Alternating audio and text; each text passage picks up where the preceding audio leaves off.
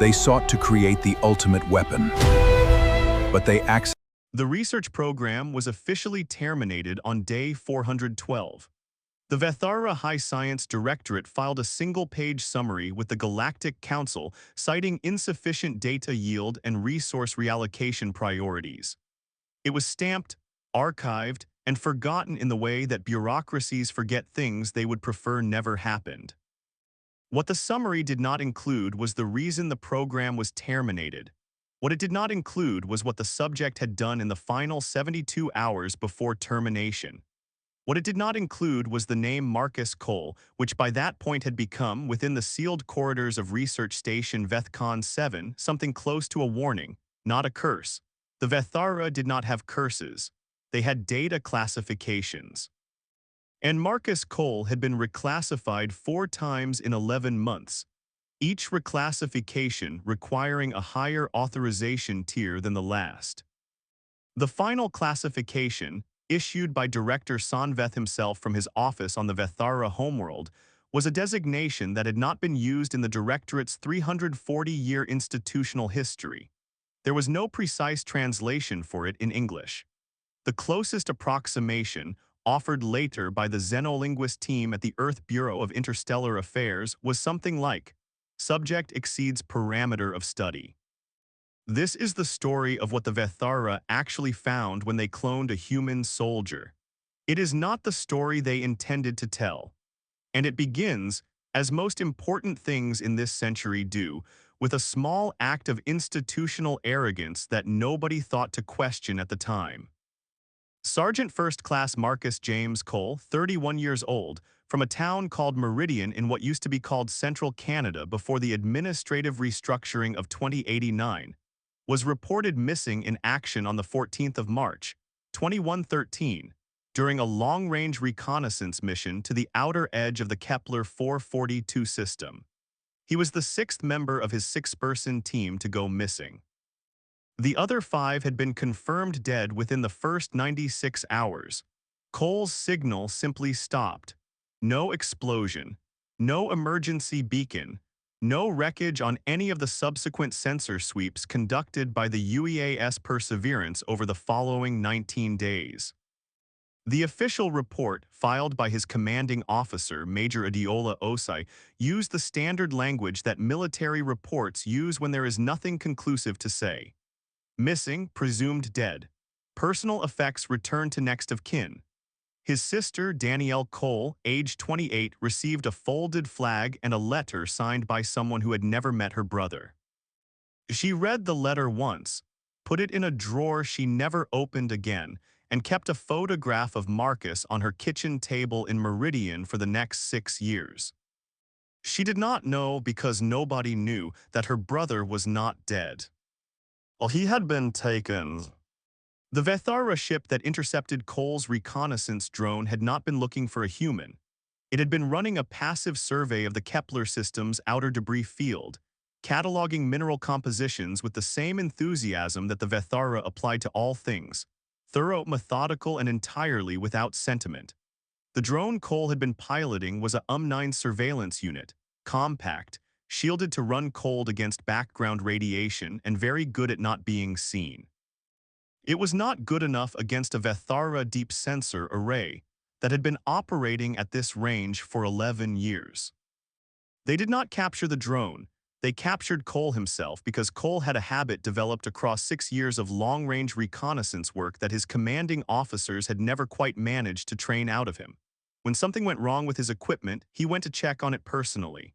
He had been within 40 meters of the drone when the Vethara shuttle came out of the debris field. He had enough time to cut his own beacon signal before they reached him. He did not have enough time to run. The Vethara scientist who processed Cole's intake at Station Veth-Kaan-7 was a researcher named Saa-Vel-En, 43 years into a distinguished career in xenobiological studies, the author of 11 peer-reviewed monographs on developing species physical adaptation, and a person of considerable professional reputation within the Directorate. She cataloged Cole with the same efficiency she applied to everything. Height 186 centimeters. Mass 88 kilograms. Estimated age 3rd decade of biological development. Species designation, human Earth origin, class 3 developing species, military subcategory. She noted his uniform rank insignia, his equipment loadout, the scarring on his left hand from what her analysis tool assessed as a thermal injury sustained approximately 4 years prior, and the fact that he had, when brought into the intake bay, said nothing at all. Not a word, not a sound. He had looked at her scanning equipment with calm brown eyes and waited. She had studied 7 other species in active contact, all of them when brought into intake. Had vocalized fear, aggression, confusion, it did not matter. They vocalized. This one did not. She had noted it in his file as a minor anomaly and moved on. She should not have moved on. The cloning decision was made at the administrative level, 2 full tiers above Saa-Vel-En's authorization, which meant she was informed of it rather than consulted. The directorate had been running a parallel program for 18 months studying human physical capacity at the theoretical level, working from the limited biological data available through publicly accessible galactic databases and the careful monitoring of human radio and visual transmissions. The theoretical program had produced a great deal of interesting preliminary work and a significant gap. They had no physical tissue samples of military-class humans. The database material came almost entirely from medical records and civilian health surveys shared by humans through early interstellar transmission protocols. Military-class humans were by design not represented. Cole was the first. The official program objective, as filed with the High Science Directorate on Day 1 of the Veth-Kaan-7 project, read as follows: to produce a stable biological replica of a human military specimen for the purpose of studying the physiological and neurological bases of combat efficacy in Earth-origin Homo sapiens, with specific focus on reaction speed, pain tolerance, aggression modulation, and threat response optimization. The program had a name. In Vethara, it was called something that translated roughly as the efficiency study. The humans, when they eventually learned of it, called it something else entirely. They produced the clone on day 17. The process took 11 hours. Saa-Vel-En supervised the final stages herself, having successfully argued that as the scientist who had conducted the original intake assessment, she was best positioned to verify biological accuracy. The clone emerged from the growth chamber in the early hours of what would have been a Tuesday morning if anyone aboard Station Veth-Kaan-7 had kept Earth's calendar, which they did not. He was biologically Marcus Cole at age 31. Every scar was present. The thermal injury on the left hand, a 3-centimeter scar above the right eyebrow from a childhood bicycle fall that Cole had mentioned to no one on the station, and that Saa-Vel-En's scanning equipment had simply recorded as data. The neural architecture was complete. The memory engrams were intact. This was the part that Saa-Vel-En had argued strenuously against in the one memo she was permitted to file regarding program design.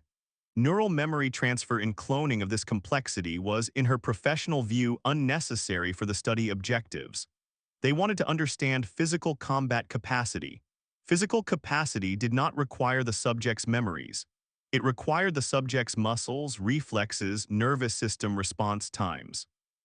The memories were, in her assessment, extraneous data. Noise, they complicated the study. The memo was acknowledged and its recommendation declined. The reasoning given was that a clone without the original's cognitive map would produce aberrant behavioral data. For the study to have value, the replica needed to function as the original would function. Full neural transfer was standard protocol for replication studies of this class. Saa-Vel-En filed the memo, received the declination, and returned to her work. She was a thorough scientist. She followed protocol. She believed in the integrity of the directorate's processes. Later, much later, she would say in the inquiry that followed that if she had understood then what she came to understand over the subsequent 11 months, she would have shut the program down herself on day 17 and accepted the professional consequences. Well, she did not yet understand. The clone woke up at 8:23 hours on day 18. He was in a white room, 4 meters by 6 meters, sealed, with a single observation panel set into the north-facing wall. The room was lit at a wavelength calibrated for human visual comfort, which Saa-Vel-En had specified in the environmental setup because she believed correctly that a subject in visual distress would produce compromised behavioral data. There was a cot. There was a table. There was a water dispenser. There was nothing else. He sat up, he looked at the room. He looked at the observation panel. He looked at his hands. He looked at the scar on his left hand for a very long time. Then he lay back down on the cot, folded his hands on his chest, closed his eyes, and did not move for 4 hours and 17 minutes. The observation team logged this as Subject 1, Day 18, Post-activation status non-responsive, possible activation trauma, recommend monitoring. What they did not log, because they had no framework to log it, was what was actually happening behind those closed eyes. Marcus Cole, the original, had been a long-range reconnaissance specialist. His particle. Our skill set, the one that had earned him 2 commendations and a posting to the Kepler system, was patience. Not patience in the casual sense. Patience as a trained, deliberate tactical capacity. He had once spent 94 hours motionless in a rock formation on a surveyed moon, eating nothing, moving nothing except his eyes, waiting for a sensor sweep to pass on a 3-hour cycle. 31 times he had waited. On the 32nd cycle, he had completed his mission and walked out. His commanding officer at the time, a woman named Major Reyes, had said in his performance evaluation that Cole possessed what she called a quality of profound interior stillness that she had encountered in fewer than 6 people across a 20-year career. The clone had that quality, completely, perfectly, because it was not a personality trait, it was neural architecture. It was how Marcus Cole's brain was structured after 6 years of deliberate training. It was in the engrams, it was in everything. The Vethara observation team saw a non-responsive subject. What they were actually watching was a man taking inventory. On day 19, the clone spoke for the first time. Saa-Vel-En was conducting the morning observation cycle when the clone stood up, walked to the observation panel and said in a clear, even voice, "I know what I am." Saa-Vel-En had prepared for this scenario. She had a protocol. She activated the translation interface and said, "You are subject 1 of the efficiency study. You are a biological." "A clone," he said. He said it without particular emotion. The same way he might have said a Tuesday or 88 kilograms a piece of information. You have the original or you had the original long enough to run the procedure. The memories stop in the Kepler debris field. I reached for my beacon and then there's nothing. Saa-Vel-En was quiet for a moment. This was not the anticipated response. The protocol had prepared her for confusion, for aggression, for denial. It had not prepared her for a subject who processed the situation and stated it back to her as a clean sequence of logical deductions within 24 hours of activation. Yes, she said, because she was a scientist, and lying to a research subject was a contamination of data. He nodded, he went back to the cot, he lay down. He folded his hands on his chest. "I'd like to know," he said to the ceiling, "what you're trying to learn." She told him because again, deceiving the subject would compromise the data. She explained the study objectives, physical capacity, combat efficacy, reaction speed, aggression modulation. The Vethara wanted to understand at a biological level what made human soldiers effective. He was quiet for a moment after she finished. Then he said, "That's not what makes us effective." She said, "We will determine that through observation." He said, "All right." And then he said nothing else for 3 days. The physical assessment phase began on day 22. The Vethara had constructed a testing environment in an adjacent module, a 30-meter space with adjustable gravity, obstacle configurations, and sensor arrays that could measure 847 distinct physiological variables simultaneously. The tests were designed to push the subject to the edges of human physical capability, gathering data on reaction time, pain threshold, sustained exertion capacity, and what the program parameters called threat response escalation, which was the clinical term for what happens to a human soldier when they believe they are about to die. The clone performed every test. He performed them correctly with the competence of a trained soldier operating at professional standard. His reaction times were 0.23 seconds on average. His pain tolerance was, as the Vethara had suspected from theoretical data, well above standard for a biological organism of his mass. His sustained exertion data was useful. He ran the obstacle courses, lifted the prescribed loads, completed the endurance protocols. He also did something none of the tests were designed to measure. Well, he talked to the technicians. Not the scientists, the technicians. The lower-tier Vethara staff who operated the testing equipment, who reset the obstacle configurations between trials, who maintained the environmental controls. They were in the Vethara social hierarchy support personnel. The scientists did not speak to them about anything beyond operational requirements. The previous research subjects, the non-human species the station had processed in the past, had not distinguished between scientists and technicians at all. They were all simply Vethara. They were all simply captors. Cole distinguished. On day 22, during a rest interval between tests, he watched the technician resetting the obstacle configuration and said, "That's a smart design. The weight distribution on the pivot section." The technician, a young Vethara named Saa-Vel-En, 19 months out of technical training, stopped what he was doing. Nobody spoke to him during trials. Nobody spoke to support personnel during trials except to issue operational commands. He did not know what to say. He said, "It is standard configuration." Cole said, "The pivot is counterweighted though. Whoever designed it knew a human would figure out the balance point on the second run and use it, so they made it adjustable. It's good design." Saa-Vel-En looked at him. Then he said very carefully, as if saying it too loudly might cause a problem, "The configuration designer is Veth-Kaan. She is on the station engineering team." Cole nodded. He said, "Good engineer." That was all. The trial resumed. Saa-Vel-En filed nothing about the exchange because there was no field in the report template for it. This happened every day, not elaborately, not strategically, not in the way that Saa-Vel-En eventually came to suspect and then later to confirm. Cole spoke to the technicians the way a person speaks to other people when they are a person who pays attention to other people. He asked Saa-Vel-En about the counterweight system. He asked a technician named Seal Naro about the atmospheric scrubbers because he'd noticed the cycle timing and said it seemed inefficient for the room volume.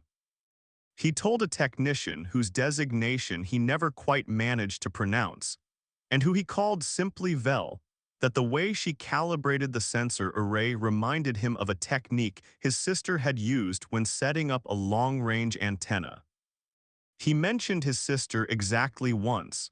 He did not mention her again. He stored that particular grief in the same interior place where he stored everything that mattered, which was deep and quiet and almost completely invisible from the outside. By day 45, Saa-Vel-En had begun leaving Cole's water dispenser with an extra half-liter of capacity in the mornings. It was a small thing. It was not authorized. Saa-Vel-En did not consciously decide to do it. He simply did it in the way that people do small things for people they have begun, without quite meaning to consider a person. Saa-Vel-En noticed on day 51. She reviewed the logs, identified the discrepancy, and issued a facility-wide reminder regarding protocol adherence for support personnel. She did not file a formal report because the violation was minor, and filing formal reports against support personnel was, in the directorate's culture, considered administratively excessive for small infractions. She should have filed the report. On day 60, the physical assessment phase concluded. The data was, in Saa-Vel-En's professional assessment, excellent. They had mapped human military-class physical capacity with a precision that no previous study had achieved. The reaction time data alone would generate 2 strong papers.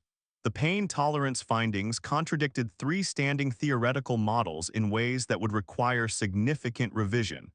Director Veth sent a brief commendation from the homeworld. The program was proceeding well. The behavioral phase began on day 61. The behavioral phase was designed to study the second component of human military efficacy, aggression. Specifically, the triggers for aggression, the escalation patterns, the upper limits of threat response escalation when the subject believed there was no exit. The Vethara had extensive data from non-human species on these parameters.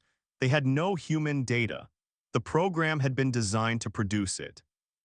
The first behavioral session on day 61 involved a stimulus protocol that the program parameters described as controlled threat introduction. In practical terms, it meant introducing a perceived threat into the subject's environment and measuring the neurological and physiological response. Standard procedure, applied to 17 other species in the Directorate's research history. The subject was moved to the behavioral assessment room. The threat was introduced, a Vethara drone unit configured to perform aggressive approach patterns at the subject's personal space boundary.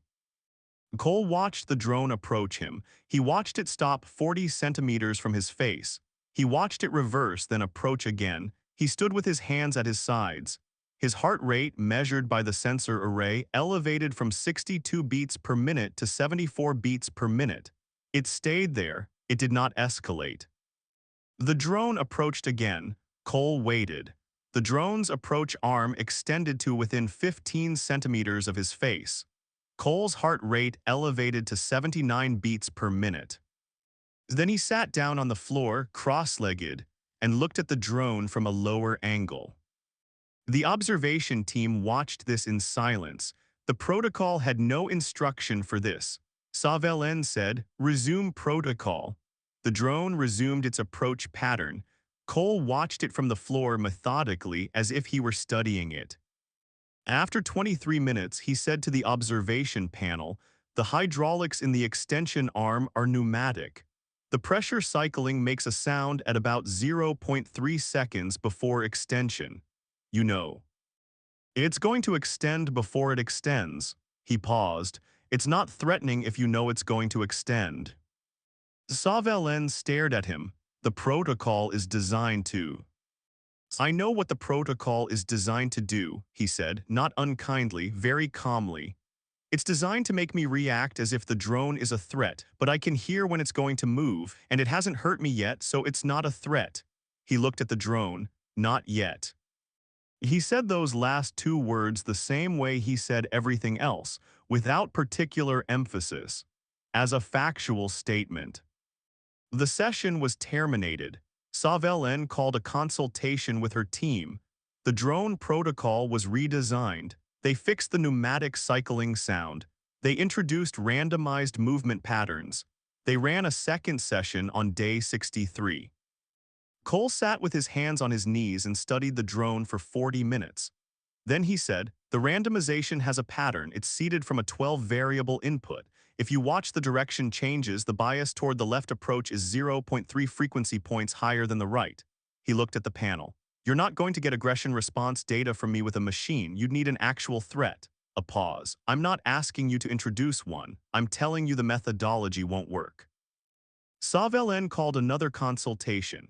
She filed a note in the program record that read, "Subject demonstrates atypical threat assessment cognition, not a malfunction. She had checked his neural scans. He was functioning exactly as designed." This was how Marcus Cole's brain worked. It was how Marcus Cole had survived 6 years in environments where mistakes were permanent. His brain did not react to threat stimuli. It analyzed them. The distinction seemed small. It was not small.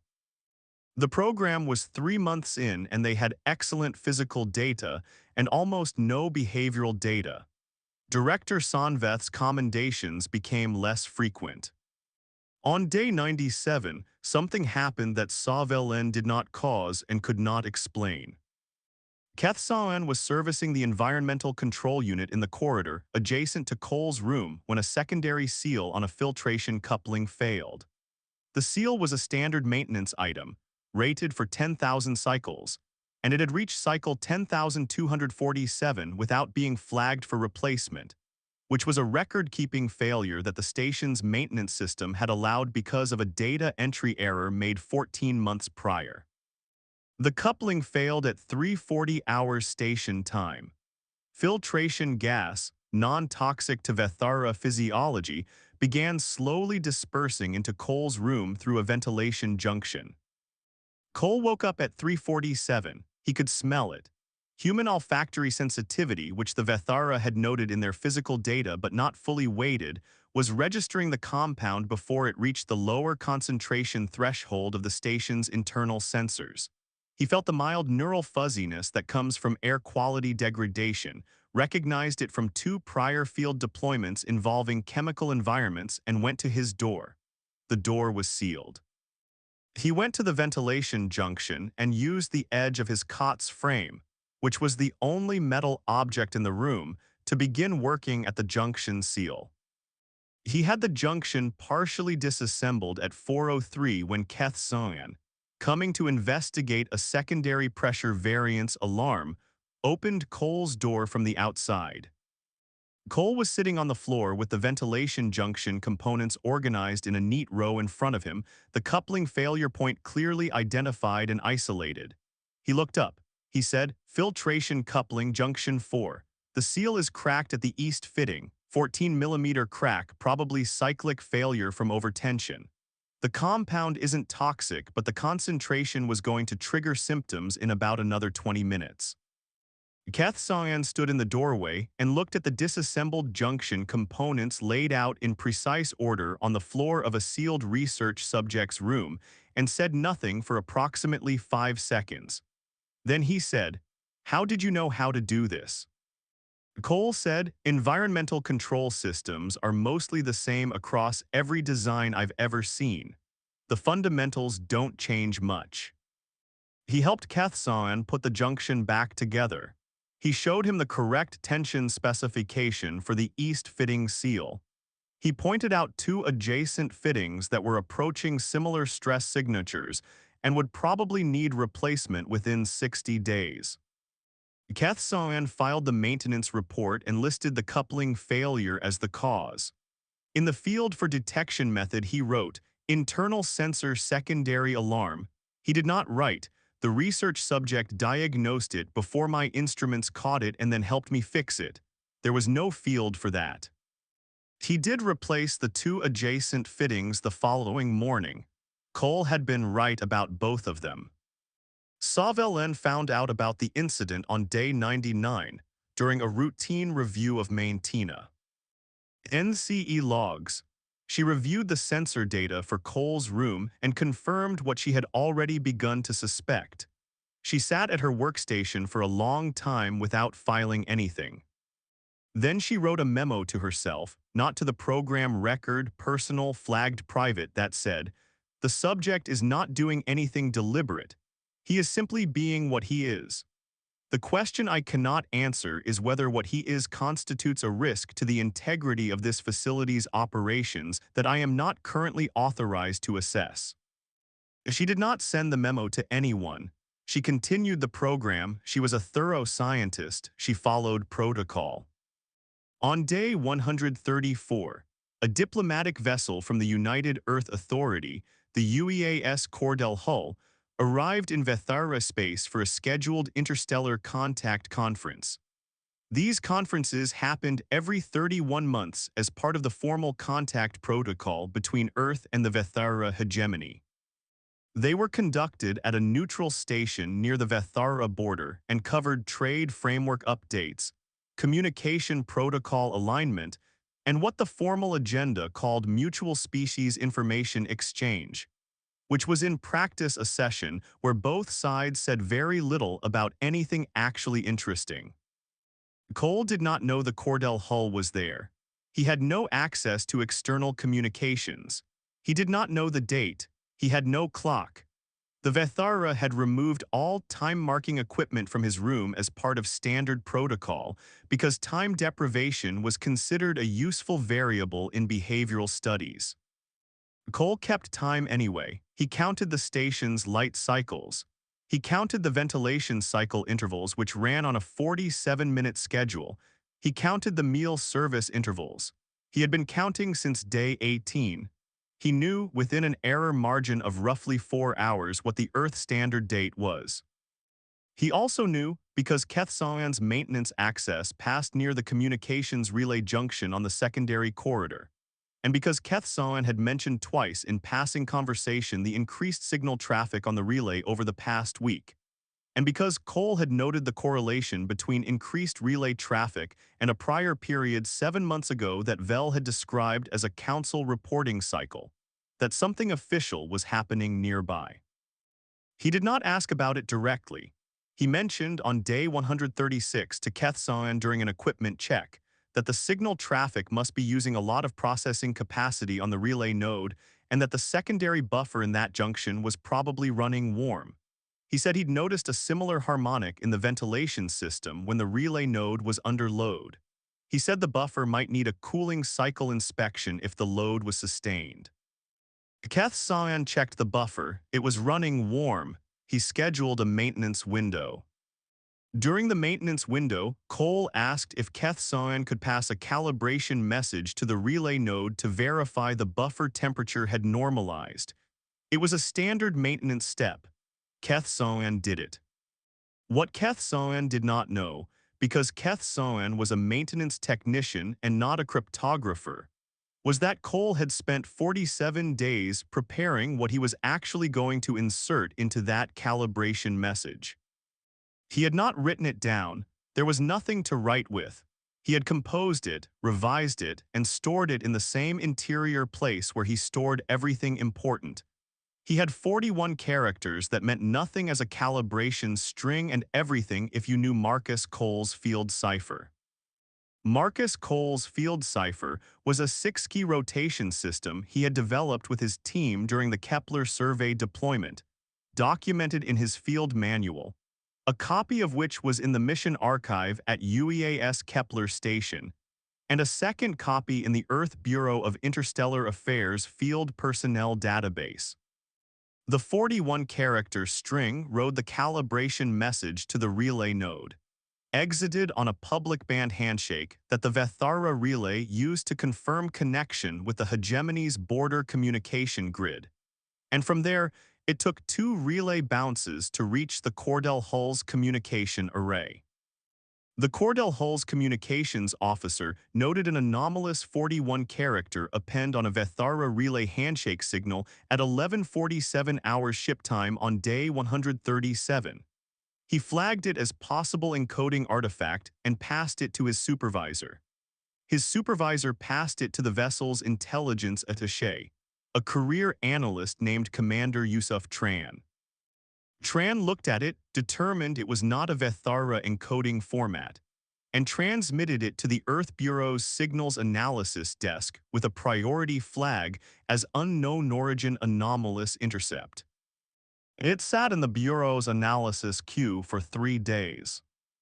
On day 140, a junior analyst named Priya Vashistha, 26 years old, 18 months into her posting at the Bureau, pulled it from the queue because it was at the bottom of a batch marked low-priority anomalous signals, and she was working through the batch alphabetically by intercept date, and it was simply next. She looked at the 41-character string. She ran it through the standard decoding library, nothing. She ran it through the non-standard library, nothing. She ran it through the Field Encoding Archive, a less commonly accessed database that held the personal cipher systems of field personnel going back 40 years, because field personnel were encouraged to develop personal ciphers as a backup communication method, and most of them never used them, and the strings almost always meant nothing. On the 14th entry in the Field Cipher Archive, the string decoded. She read the decoded text. She read it again. She sat very still for approximately 11 seconds. Then she picked up her desk terminal and called her section chief at a priority level she had never used before. The decoded text was 41 characters long. It contained a set of coordinates in standard galactic notation, a research station designation number, a Vethara Directorate classification code, and a single sentence. The sentence read, 14 others here, tell them I counted. The coordinates were for Research Station Veth-Kaan-7. The classification code, when run through the Hegemony's public administrative database, returned a designation listed as Xenobiological Research Restricted Access Active Program. The Hegemony had never disclosed this station's existence or its research programs to Earth in any of the 31 months of contact conferences.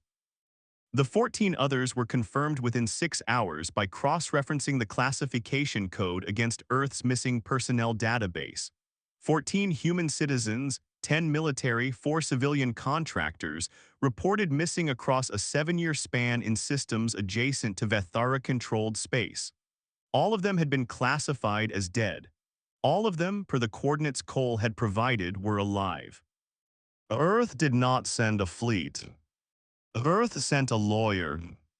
Specifically, Earth sent its senior representative to the Galactic Council, Ambassador Chukwuemeka Adeyemi, a 61-year-old career diplomat with 32 years of interstellar legal practice, and a reputation among his Vethara counterparts for being either the most patient or the most dangerous being they had ever negotiated with, depending on which side of a conference table you were sitting on.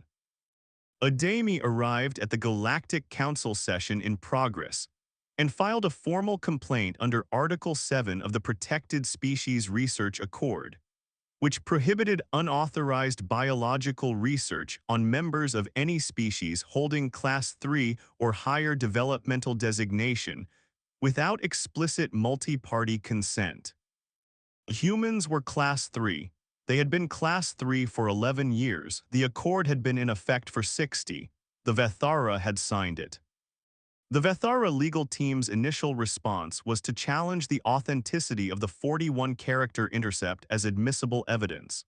The Earth team responded by presenting Cole's field manual, recovered from the UEAS Kepler station archive, with the cipher key intact and a full cryptographic verification that the encoding was a precise match. The field manual had a date stamp from Cole's last active mission briefing. The cipher was documented as his. The message had been sent from within Vethara communication infrastructure. The Vethara legal team's second response was to request a 6-week procedural delay for evidentiary review. Adeyemi agreed immediately. He was very gracious about it. During the 6-week procedural delay, a joint Galactic Council inspection team, which Earth had also requested immediately upon the delay being granted, because Adeyemi had been doing this for 32 years and knew that the purpose of a delay request was usually to create time for evidence to disappear, arrived at Station Veth-Kaan-7 and began the formal facility review. On day 378 of the program, Saa-Vel-En received notification that the station was being inspected. She had been preparing for this notification since day 299, when she had submitted her private termination recommendation to Director Veth and received, for the first time in her career, an authorization response that she could not fully interpret. It was not approval and it was not denial. It was a reclassification of Cole's subject file to the highest access tier the Directorate possessed, and a directive that the program continue under enhanced observation protocols until further instruction. She had continued. She was a thorough scientist. She followed protocol. But she had also, on day 299, done one additional thing that was not strictly within protocol and that she did not document. She had walked to Cole's room without an observation team. She had sat in the corridor outside the door. She had said to the door, not knowing if he could hear her through the seal, "I recommended ending the program." They denied it. There was a pause. From the other side of the door, Cole's voice said, "Carefully, because of the physical data or because of the other 14. She was silent for a long time, then she said, "Both." He said, "How long have they been here?" She said the oldest arrival was day 1 of station operation, 7 years, 4 months. He did not say anything for a while, then he said, "Are they all right?" Oh, she said, "Physically, yes." He said, "Okay," a pause, "Thank you for telling me." She sat in the corridor for another 3 minutes without speaking. Then she went back to her workstation. She did not document the conversation. She had been thorough her entire career. She had followed every protocol. She was not certain in that moment whether thoroughness had been a virtue or whether it had simply been the mechanism by which she had participated in something she had not wanted to participate in. She was 63 years old. She had never previously had reason to question which one it was. The Galactic Council inspection team arrived on day 380. The 14 other human subjects were located and medically assessed. All of them were, as Saa-Vel-En had said, physically intact. They had been held in varying degrees of the same controlled conditions as Cole. Some had been in active research programs.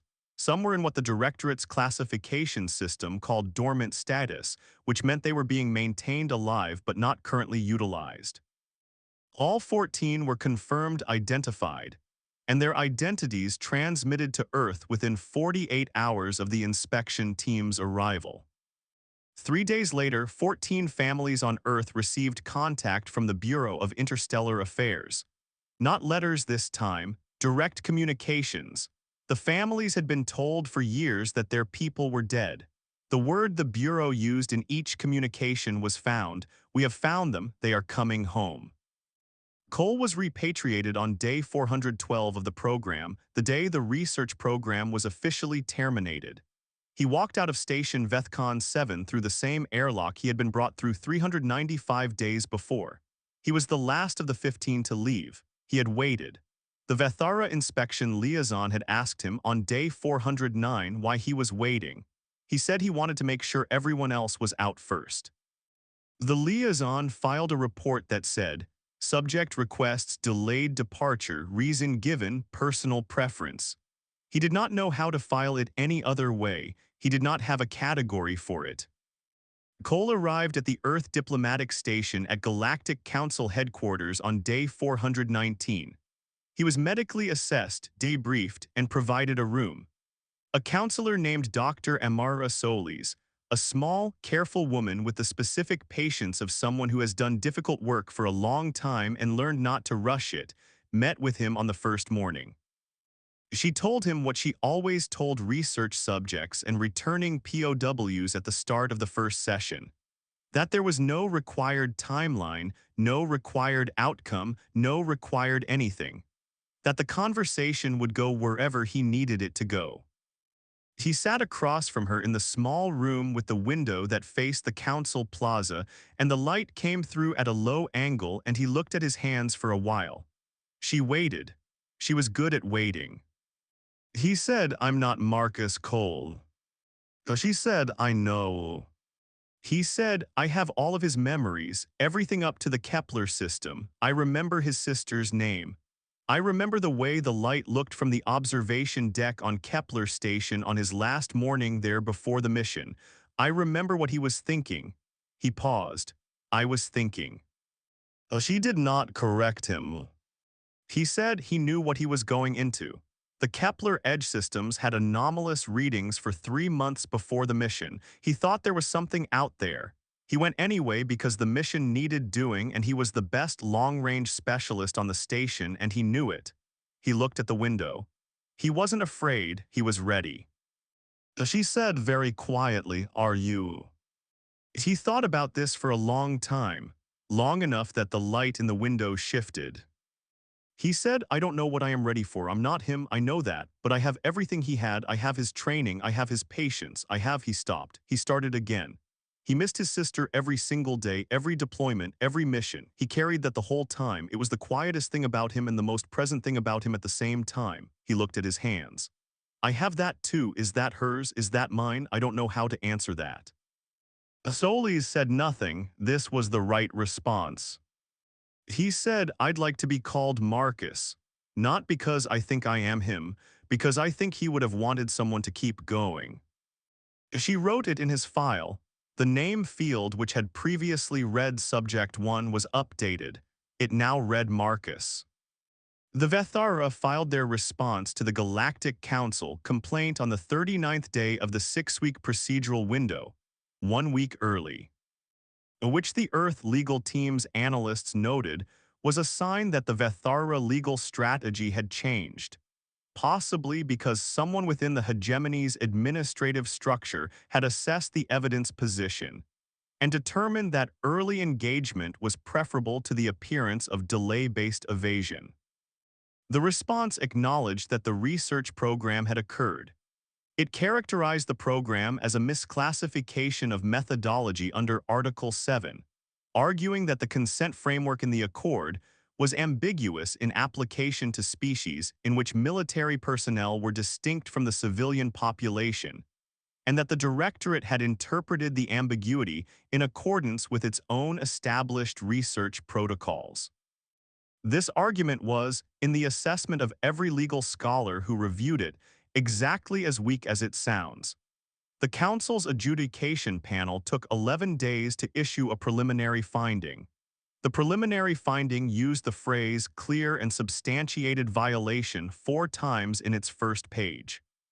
The formal sanctions were issued on a date that Earth kept track of as the 7th of February, 2115. They constituted the largest diplomatic penalty imposed on the Vethara hegemony in 40 years. They included the permanent closure of Station Veth-Kaan-7, the dissolution of the High Science Directorate's Xenobiological Research Division, mandatory disclosure of all non-human subjects in any current or future research programs, and a reparations framework that the Earth diplomatic team had spent 6 weeks designing with the specific legal precision of people who had been taught by 32 years of practice never to leave a gap in the language. Ambassador Ademi, when asked by a journalist covering the council session what he considered the most significant aspect of the outcome, said, "The precedent. The accord had never been tested at this scale against a first-tier hegemony signatory. Now it has been, and it held." He said it in the even, unhurried tone of a person who had always believed it would hold, who had needed only the case to test it, who had waited, with the patience of someone who had chosen a profession built on waiting, for a case this clear to arrive. The journalist asked if he had expected the evidence to emerge from inside the facility itself. Ademi smiled. It was a small, private smile, the kind that means you know something that is more interesting than what you are going to say out loud. He said, "I think it's very difficult to fully anticipate what a human being will do in a confined space with no resources and a great deal of time." Back on Earth in the town of Meridian, a woman named Danielle Cole was sitting at her kitchen table on a February morning when her phone rang. It was a number she didn't recognize. She answered it because she always answered unknown numbers. She had answered every unknown number for 6 years. The voice on the other end said her name. Then it said, "I'm calling from the Bureau of Interstellar Affairs. I'm calling about your brother." She put her hand flat on the table. The photograph of Marcus was 2 inches from her hand. The voice said, "We found him. He's alive." She was quiet for a long time, then she said, "Can I talk to him?" There was a pause on the other end of the line. A careful pause. The kind that means the next sentence is going to be complicated. The voice said, "There are some things we need to explain to you first before you speak. It's a little complicated." Danielle Cole, who had grown up with a brother who had spent his life choosing the complicated mission over the easy one, said, "Okay, explain it." They explained it. She listened without interrupting for 8 minutes. Then she said, "I want to talk to him." When the call connected, she said, "Marcus." From the station at Galactic Council headquarters, across a relay distance of 4.7 light hours, he said, "Hey, Danny." His voice was exactly the same. She put her free hand over her eyes and did not say anything for a while. He waited. He was good at waiting. Finally, she said, "You scared me." He said, "I know, I'm sorry." She said, "Are you okay?" He thought about this. He thought about the white room and the 4 hours of stillness on day 18 while he took inventory of himself. He thought about Saa-Vel-En and the extra water in the mornings. He thought about Vel and her sensor array calibrations. He thought about Saa-Vel-En sitting outside his door on day 299, her voice coming through the seal, telling him the truth when she didn't have to. He thought about 47 days of composing a 41-character message in his head and storing it perfectly until the moment he needed it. He thought about what he'd said to Dr. Solis, that he wanted to keep going. He said, "Yeah, I think I'm going to be okay." The Vethara High Science Directorate's post-program analysis, a document that was leaked to the Galactic Council press pool 8 months after the sanctions, and that the Directorate neither confirmed nor denied, contained a section titled Study Conclusions, Revised Assessment. It was authored by Saa-Vel-En herself. She had filed it 11 days before the program's official termination, on what she knew were her last days as director of Station Veth-Kaan-7 before the inspection closed everything down. The section read in part, "The initial study parameters identified the following as the primary drivers of human military efficacy: reaction speed, pain tolerance, aggression response, physical endurance. These parameters were assessed because they correspond to the variables the Directorate's models identified as the mechanistic basis of combat effectiveness across the 17 non-human species previously studied." After 412 days of direct observation of Subject 1, this assessment is formally revised. The above parameters are present in human military class subjects. They are not the primary drivers. The primary drivers are as follows. First, the capacity for patience as an active, trained, tactical instrument rather than a passive state. The subject did not wait. The subject acted continuously within a framework that external observation registered as inaction. This distinction is critical and was not captured by any of our initial measurement parameters. Second, the formation of social bonds with non-adversarial individuals as an involuntary tactical resource. The subject did not strategically cultivate relationships with support personnel. He behaved as his neural architecture required him to behave, which was to recognize other individuals as individuals and respond accordingly. The tactical consequences of this behavior were significant and were not within our ability to model or predict. Third, the capacity to carry grief as a source of sustained motivation rather than as a psychological liability.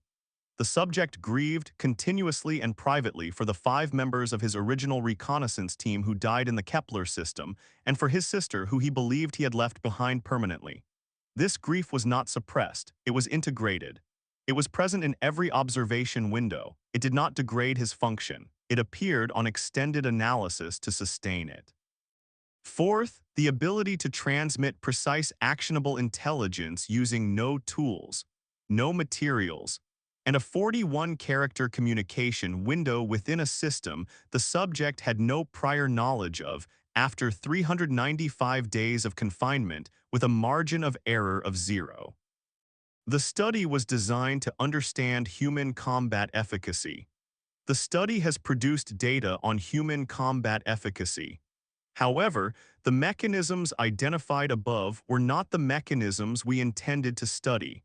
They were not the mechanisms any of our prior research had suggested would be relevant. The conclusion is that the variables we sought to measure are secondary phenomena. The variables we could not design a study to measure in advance are primary. The traits that make a human soldier effective in a combat environment are not, in their essential nature, traits that relate to combat at all. We cloned a soldier, we produced a human being. The distinction, which we did not anticipate, determined everything. The document was 23 pages long. The final paragraph was a single sentence. It had no clinical language, it read, "I do not know what we expected to find. I know that what we found was something we were not equipped to understand until it was too late to do anything other than learn from it. The Earth Bureau of Interstellar Affairs framed that paragraph, not literally, diplomatically. Ambassador Adami quoted it in the closing statement of the sanctions hearing. He called it the most honest thing he had read in a Vethara official document in 32 years of practice. He said he hoped the hegemony would treat it as a starting point. The Vethara representative at the hearing said nothing in response, which was, as Marcus Cole might have noted, a type of answer. Saa-Vel-En left Station Veth-Kaan-7 on the day of its closure, along with all other station personnel. He filed for reassignment to a Vethara Civilian Infrastructure Division and was approved. He spent the next 4 years maintaining environmental control systems on various stations along the hegemony's inner transit routes. He was, by all accounts, very good at his job. He replaced all preventive maintenance seals at the correct intervals. He always checked the adjacent fittings. He did not tell anyone why. Danielle Cole flew to the Earth Diplomatic Station at Galactic Council headquarters on a Thursday morning in March 2115, exactly 2 years and 1 day after her brother had been reported missing. She walked through the arrivals corridor with the photograph from her kitchen table in her jacket pocket, not to show anyone, but because she had carried it every day for 2 years and it seemed wrong to stop now. She found him in the common room adjacent to the repatriation center. He was sitting by the window. He looked like his photograph, he looked like her brother, he looked like Marcus. He stood up when he saw her. He said, "Hey, Danny." She crossed the room and held on to him for a long time without saying anything. He held on to her. Outside the window, the council plaza was very quiet in the early morning, and the light came through at a low angle, the same low angle it had been on the last morning Marcus Cole, the original, had looked out at the view from Kepler Station and thought about his sister and gone to work. Some things, it turns out, survive everything. The body they built, the memory they copied, the patience they could not have anticipated, the grief they did not know was a weapon, the hope they could not explain and could not remove and could not study because it did not show up on any of their instruments, because it was not a physiological variable, because it was not a combat parameter, because it was not anything the Vethara High Science Directorate had a classification for. They had cloned a soldier, they had cloned the wrong traits. They had cloned without meaning to, without knowing to, without even having a word for it in their language. The parts of Marcus Cole that had nothing to do with fighting and everything to do with surviving. The research program was officially terminated on day 412. What it produced lasted considerably longer.